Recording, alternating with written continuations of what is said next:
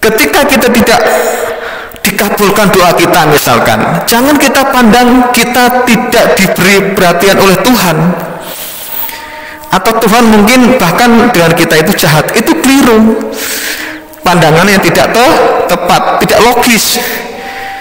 Kenapa? Dengan adanya Tuhan tidak selalu mengabulkan doa kita, memberi kesempatan kepada seluruh yang terbatas ini untuk berusaha. Nah, kalau Tuhan hanya memberi kesempatan pada kita untuk dikabulkan doanya, bagaimana? Kan tidak adil kan? Artinya dengan doa kita yang mungkin suatu ketika belum dikabulkan, Tuhan memberi kesempatan kepada semua yang terbatas untuk berdoa dan berusaha untuk mengubah hidupnya. Itu pandangan logika, bukan perasaan menang-menangan kita. Kalau doa nggak dikabulkan Tuhan, kita marah. Itu bukan begitu. Kita harus memandang lebih luas bahwa alam semesta ini sebuah kesatuan.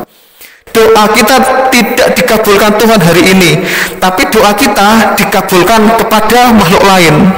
Paham ya? Apa yang kita inginkan pada kita itu mungkin tidak sampai ke kita, tapi ke tempat orang lain. Ya Allah, berikanlah saya rezeki yang banyak. Kita nggak dapat, ternyata rezeki itu sampai ke orang lain. Kan sama-sama juga kan? Coba, bagaimana ini? Seperti ini kan logis nggak? Logis kalau kita pandang sebagai sebuah kesatuan para yang terbatas itu. Jadi antara kita yang berdoa dengan mereka yang dapat rezeki tanpa doa, ya, sebagai sebuah kesatuan yang terbatas. Hidup ini kita bersama dengan mereka. Kalau kita dikabulkan doa kita, bagaimana yang lain yang tidak berdoa, yang gagal berusaha? Apakah itu juga sebuah kesalahan lagi bagi Tuhan? Ya, jangan pandang sebuah kesenangan atau keadilan Tuhan itu hanya sebatas kita yang mendapatkan kesenangan atau yang dikabulkan doanya.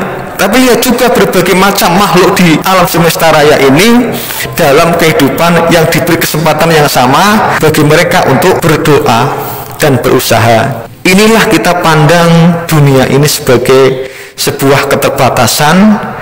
Kita bersama mengakui keterbatasan ini dan memohon kepada yang tak terbatas untuk diberikan kalau agama keberkahan hidup.